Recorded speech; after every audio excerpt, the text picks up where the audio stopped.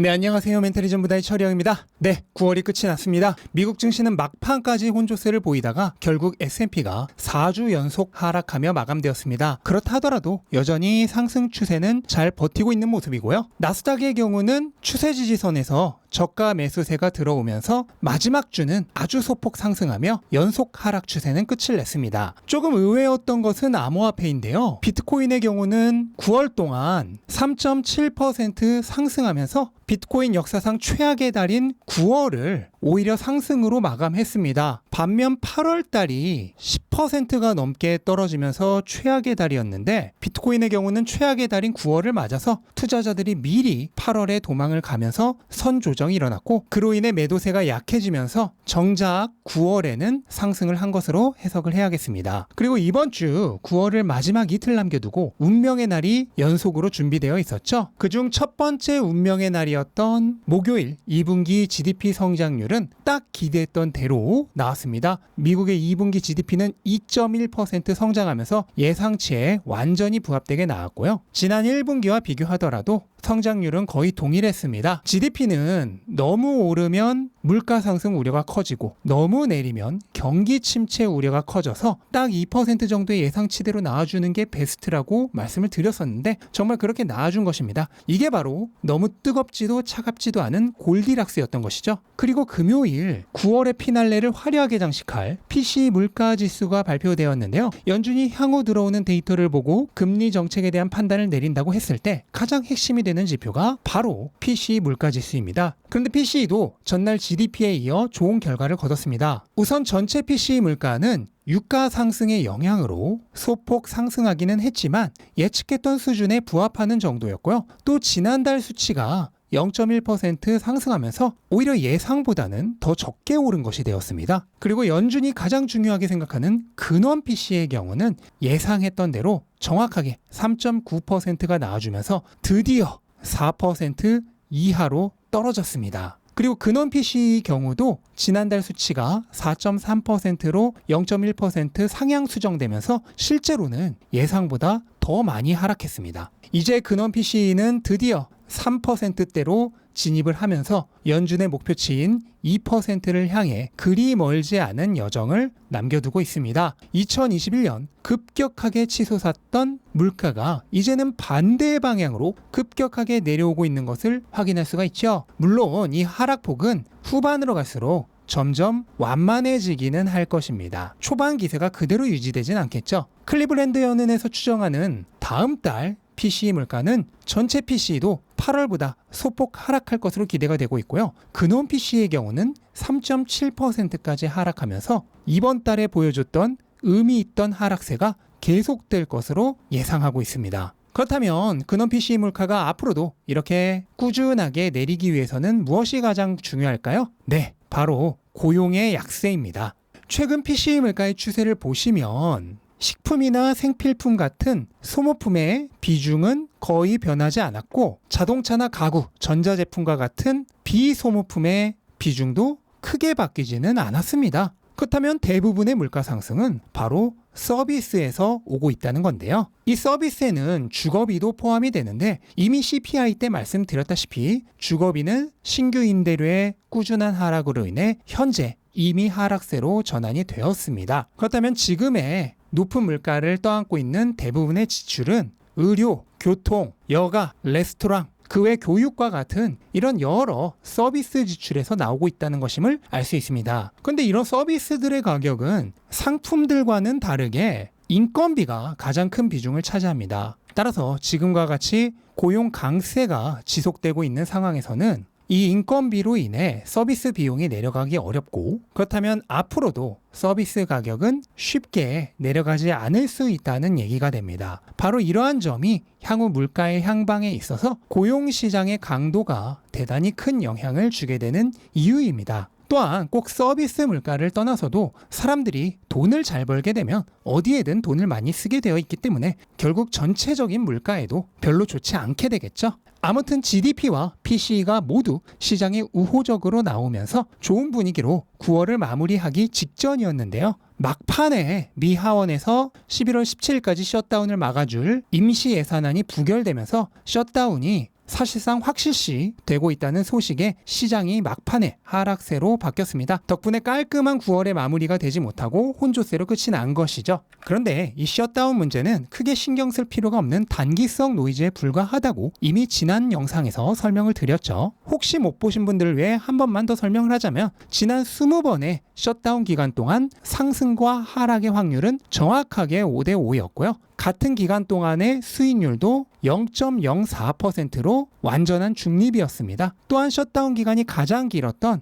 35일간의 최근 셧다운에서 시장이 가장 많이 상승했는데요. 결과적으로 셧다운 문제는 자산 가치에 별 영향을 주지 않는 단기 노이즈라는 결론을 낼 수 있겠습니다. 어쨌든 이렇게 9월 마지막 운명의 날 두 개가 모두 시장에 우호적으로 나오면서 금리 전망치는 하락했습니다. FOMC 직후 5대 5에 가까웠던 연말 금리 동결 확률이 이제는 거의 3분의 2 수준으로 올랐습니다. 금리가 더 안 오를 거라고 보는 의견이 많아졌다는 얘기죠. 또한 내년 금리 인하 시기도 7월에서 최대 9월까지 보고 있었는데 다시 6월에 거의 5대 5 수준으로 내려왔습니다. 전반적으로 금리 전망치가 하락한 것입니다. 결국 이렇게 9월은 끝이 났습니다. 9월 주요 자산들의 최종 실적을 살펴보자면 다우가 3.5% 내렸고 S&P가 4.9% 하락, 나스닥이 5.8% 하락으로 증시는 역사적 평균보다도 훨씬 많이 떨어졌습니다. 원래도 9월이 최악의 달이기는 했지만 평균보다도 더 안 좋았던 것이죠.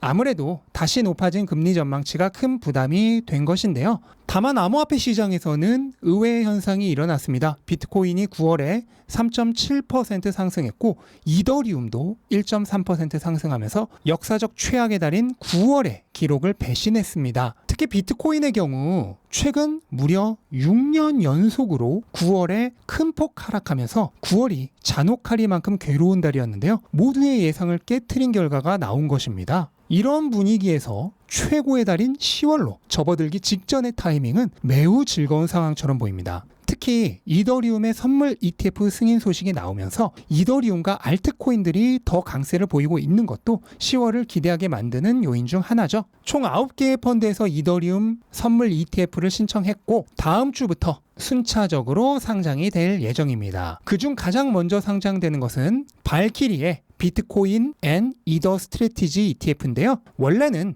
비트코인 100%인 선물 ETF였지만 10월부터는 비트코인 50, 이더리움 50으로 반반씩 운영이 됩니다. 그런데 SEC가 발키리 측에 이더리움 선물 ETF를 승인을 해주면서 사전 매입을 금지시킨 것으로 보인다는 보도가 있었습니다. 발키리는 SEC의 승인 효력이 발생하는 시점부터 이더리움 선물을 매수할 것이며 미리 사뒀던 이더리움 선물도 모두 청산할 예정이라고 합니다. 이건 누가 보더라도 SEC가 미리 사놓는 것을 금지시킨 것이죠. 그렇다면 다른 펀드들도 아직 출시가 확정되지 않은 현재 상황에서는 이더리움 선물 매입을 하지 못하고 있다는 얘기가 될 텐데요. 그럼 10월에 대부분의 펀드들이 출시를 확정하고 연쇄 출시가 이뤄지는 기간에 이더리움에 대한 대규모 매입이 있을 가능성이 존재합니다. 물론 여기에 대해서 각 펀드가 공식적으로 입장을 밝힌 것이 아니기 때문에 어디까지나 추측에 불과하지만 충분히 가능성이 있다고 보아도 무방하겠죠. 그리고 비트코인 현물 ETF 승인의 경우는 승인에 대한 결정이 내년으로 밀렸습니다. 원래는 10월 중순까지 결정 시한이 있었는데요. 10월에 연방정부의 셧다운이 거의 확실시되고 있는 가운데 셧다운이 되면 SEC 직원의 90% 이상이 무급 휴가에 들어가기 때문에 10월까지 기다릴 필요 없이 미리 연기를 결정해 둔 것으로 생각이 됩니다. 하지만 2024년 안에 승인될 확률은 여전히 대단히 높은 것으로 전문가들은 예상하고 있는데요. 비트코인 현물 ETF 승인에 따른 경제적 효과는 분석하는 전문가들마다 금액은 조금씩 편차가 있지만 대부분 엄청난 파급 효과를 예상하고 있는 것만은 공통입니다. 번스타인의 경우는 비트코인 ETF가 승인되면 약 6천억 달러의 신규 수요가 발생할 것이라고 예상을 했는데 이것은 현재 비트코인의 시가총액보다도 더 높은 것입니다. 그리고 6천억 달러가 유입된다고 해서 비트코인 가격이 딱 지금 시가총액의 2배만큼만 오르는 것이 아닙니다. 공급량 대비 수요가 급격하게 증가할 경우 적은 양의 금액으로도 가격은 훨씬 더 많이 오를 수 있습니다. 현재 비트코인의 신규 공급량이 하루에 약 2,500만 달러 정도인데요. 번스타인이 말한 6천억 달러 중에 처음 10개월 동안 20분의 1인 300억 달러만 유입이 되어도 하루에 유입되는 신규 수요는 약 1억 달러로 신규 공급량의 4배에 달하는 신규 수요가 발생이 되는 것입니다. 이 경우 가격은 공급 대비 수요가 급증하면서 훨씬 더 많이 오를 수 있는데요. 뱅크 오브 아메리카의 분석에 따르면 대략 9,300만 달러가 유입될 때마다 가격이 1%씩 오를 수 있다고 하는데, 보수적으로 1억 달러당 가격이 1%씩 오르는 것으로 잡아도 6천억 달러가 유입되면 가격에 얼마나 강력한 펌핑 작용을 하게 될지 상상도 안 되는 수준이죠. 그런데 단순히 신규 수요가 늘어나는 것만으로 생각해서는 안 됩니다. 비트코인의 가격이 오르면 채굴자들은 판매를 줄이는 경우가 많습니다. 스탠다드 차타드 은행의 분석가 캔다드에 따르면 비트코인 가격이 5만 달러에만 도달해도 채굴자들이 채굴량의 4분의 1 정도만 판매할 것이라고 예상을 하고 있습니다. 거기에 내년에는 공급량이 절반으로 줄어드는 반감기까지 예정이 되어 있죠. 이런 공급 쇼크와 수요 쇼크가 맞물리게 될 경우 폭발적인 가격 상승이 일어날 수 있는 것입니다. 이러한 이유로 스탠다드 차타드 은행은 내년까지 비트코인이 12만 달러에 도달할 수 있다고 전망을 했는데요. 하지만 2024년은 이번에 오는 비트코인 사이클의 정점이 아닙니다. 2024년은 과거 역사를 봤을 때 비트코인 사이클의 도약기 정도에 불과하고요. 진짜 불장은 사이클의 후반인 2025년에 옵니다. 그런데 2024년 전망이 이렇게 강력하다면 이번 사이클에서 대체 어느 정도까지 가격이 오를 가능성이 있다는 것인지 잘 상상이 가지 않는 수준이죠. 문자 그대로 슈퍼 사이클이라 부를만 합니다. 네, 이렇게 길었던 9월이 드디어 끝이 났습니다. 이제 분위기가 바뀔 시간이 오고 있죠. 최고의 달인 10월을 시작으로 연말 랠리를 향해서 시장이 서서히 달아오를 것을 기대하고 있습니다. 그리고 우리들의 연휴는 아직 끝나지도 않았죠. 남은 연휴 기간도 즐겁게 보내시면서 최악의 시간을 견딘 자신에게 상을 주시기 바랍니다. 이제부터는 힘든 날보다 즐거운 날이 훨씬 더 많은 기쁨의 시간이 다가올 것입니다. 연휴 잘 보내시면서 행복한 기분으로 그날들을 기다리시면 될 것 같습니다. 네, 이것으로 영상 마치겠습니다. 영상 도움되셨다면 구독과 좋아요 부탁드리고 저는 연휴가 끝나고 10월에 다시 찾아오겠습니다.